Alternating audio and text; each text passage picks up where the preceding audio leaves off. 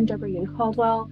I'm currently very recently, the Data Services Librarian at University of North Texas.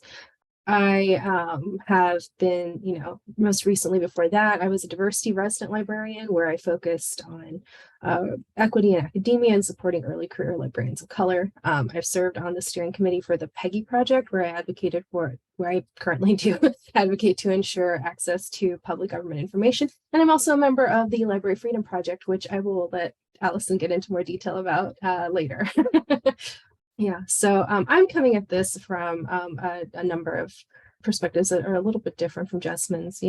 I'm here to talk today about the increasing attacks on libraries and how this question of digital rights and access to digital information is increasingly becoming fraught, not just for an average patron, but for those persons who occupy those marginalized identities, and things to be thoughtful about and aware of when there are a number of your colleagues who are also occupying these various identities. And I'm speaking as a person who does have several different positionalities at various intersections of marginalized identities. And just to give you a little more background where I'm coming from, I've never been a public librarian or worked beyond volunteering in public libraries, but I do have my background when I was a grad student was in things like data rescue, where we were working to make accessible born digital information that was produced by the government for the public that was either being removed from the internet or in various ways removed from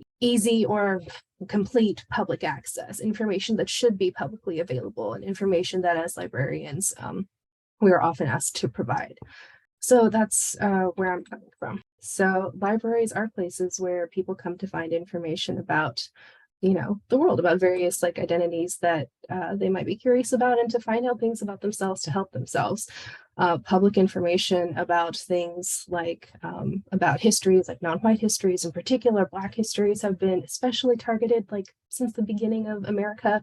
But you may have noticed if you paid any attention to the news, in particular in the last, I don't know, pick a time range, but yesterday, today, the last, since the beginning of Black History Month, there's already been a lot going on the last several weeks, last several months, and this is for a number of other, identities as well.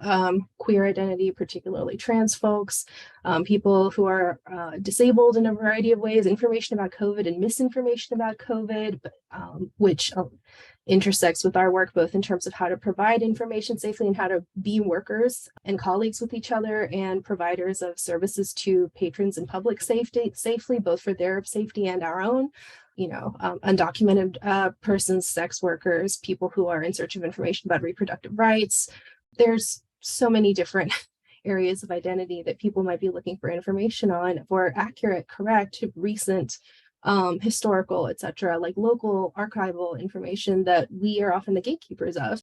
And there's the whole issue of being a librarians and being in libraries and providing all of this, and the fraughtness of doing it when we're being targeted by legislators and the public and other actors who don't want this information to be available for a variety of reasons. And it is even more fraught, speaking as someone who, as I said, does occupy several of those different identities. Occupy is a weird word to use there, but yeah, I sit at various intersections there. It is even more fraught. I don't have a ton of slides because there's not a lot of visual representation that I can think of to come up with this. And I don't like having a ton of text, but this is where I will get into some more anecdotal stuff that I'm not going to be able to cite. So I'm not putting them on slides because they're not citable. Part of the work that we do with Library Freedom is providing help with doxing, personal digital security, and that sort of thing for persons in library land and related areas. And for myself, speaking just for myself, so this is pure anecdata, in the last 3 years since I've been more active with and been a member of Library Freedom, I have had many, many consultations with friends, with colleagues who are BIPOC, who are visibly queer or who are perceived to be visibly queer, who are being harassed and targeted for providing this kind of information, for being presumed whether or not our work has anything to do with providing access to these data. It's presumed guilty by default, and you're being targeted because of your identity and also because of presumed access to this information, because of presumed interest in preservation of and provision of this information. And it is a thing to consider. I really appreciate what Jasmine mentioned earlier already about the difficulty, the awkwardness of being a public agent, of working in libraries, and having to navigate that boundary between what am I actually allowed to do, how frank am I allowed to speak on a topic, right, versus holding to what you believe to be the correct and true thing to do, the moral thing to do, the ethical thing to do, the thing that you maybe have an obligation to do for yourself or members of your community. And it is a difficult line to tread. And for some of us, sometimes there are no good choices. Sometimes there are no choices at all. We've already seen at least one library that was literally shut down and defunded over issues around queer identity and queer library workers refusing to capitulate. And that is a possibility. So while, especially during the time of recession and all of that, and keeping in mind that, survival is the greatest resistance, and, we all need money in this capitalist hellscape to survive, I just want to put it out there that sometimes the option is to stand up for it and let the library close. Let the library face the onslaught and stand up for something and have values that it's standing up for. And that's a conversation that I really encourage library workers to have with your colleagues as to what are your values and what are your decisions, how are your decisions being led by your values? And if your primary value is survival because you agree as a person who has decided to work in an institution, that you are okay with the primary goal of your work there being the survival of that specific institution and that community, that does the most amount of good, and that is what you can live with and work with, then have that frank conversation, talk about it, let that lead your decision making. But I think that's a conversation that has to be had. A lot of times when we are talking about what can be done for our patrons, and I just said it that way, what can be done among librarians for dealing with digital rights and for dealing with our work in general, and this is an issue of vocational law, right? Fobazi's concept of vocational law. We are entirely focused on the patrons, but let us not forget that many library workers, many of our colleagues are also people for whom this information is vital and necessary and sometimes needed unexpectedly.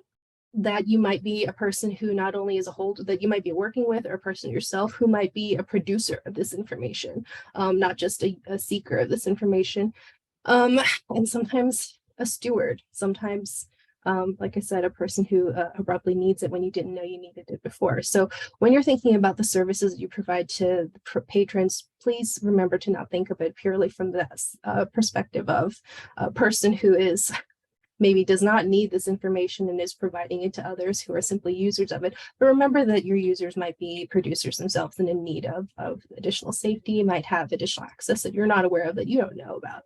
And Allison, I know, will be talking more shortly about measures of safety for these library users. This is from, the last few weeks.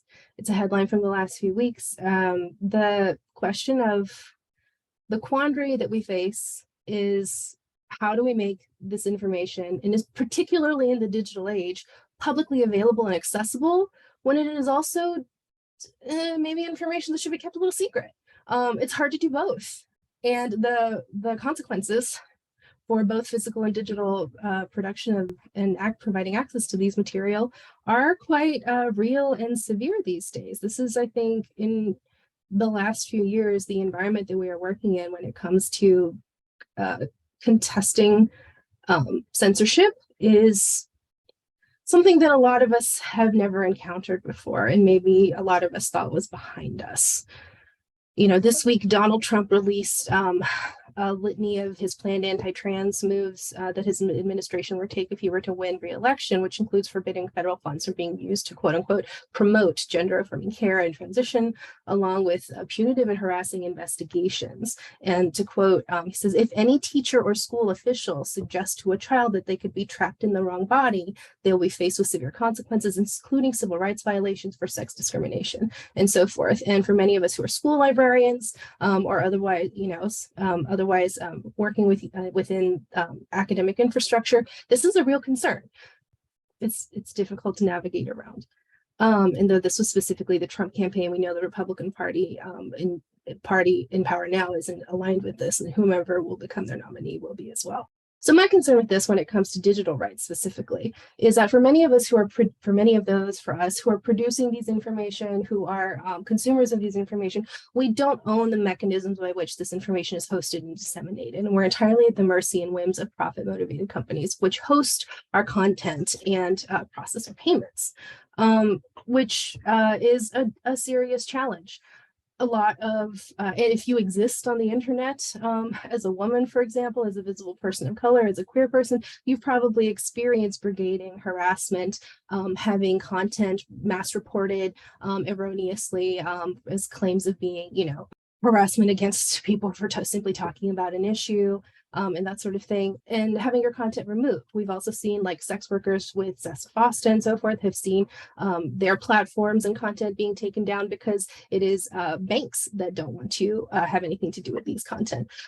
The Apple Store and iPhone is notorious for being particularly puritanical about the information that they want to host, which necessarily affects what even web-based content is available, because they want that information to be available through their apps. So if all reproductive material, if all reproductive choice material, if all material regarding gender affirming care is deemed to be child abuse, is deemed to be sexual abuse, you can bet that they're going to go after these apps, any like websites, like social media apps, social media companies that have apps in app stores. They're going to go after them for removing that content, and then it's going to disappear not just from the apps but from the internet as well. This lack of hosting of our own servers, of our own content, is a real problem, and one that is really difficult to navigate. So I've come out with solutions, but with things to maybe consider that you could be incorporating into your work,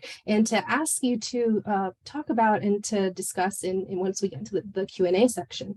What I do have thoughts about is for what can be done is, or what is currently being done is, I'm already seeing a lot of things being moved from online posting to whisper networks, but not nearly enough. Whisper networks are not news to anybody who has, had to deal with the authorities in any way.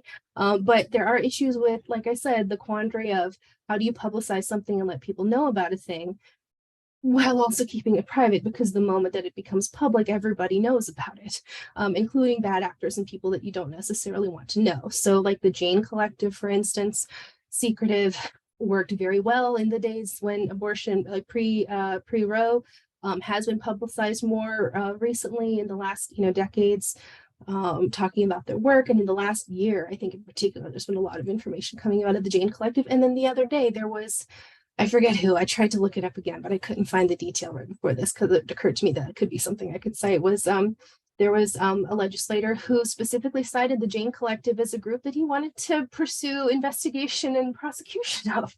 So you have these groups, these established whisper networks among various communities that know what they're doing, but in the course, that are dealing with how to publicize without making it too public. And this is something maybe where libraries can come to, where technological skills can come into play.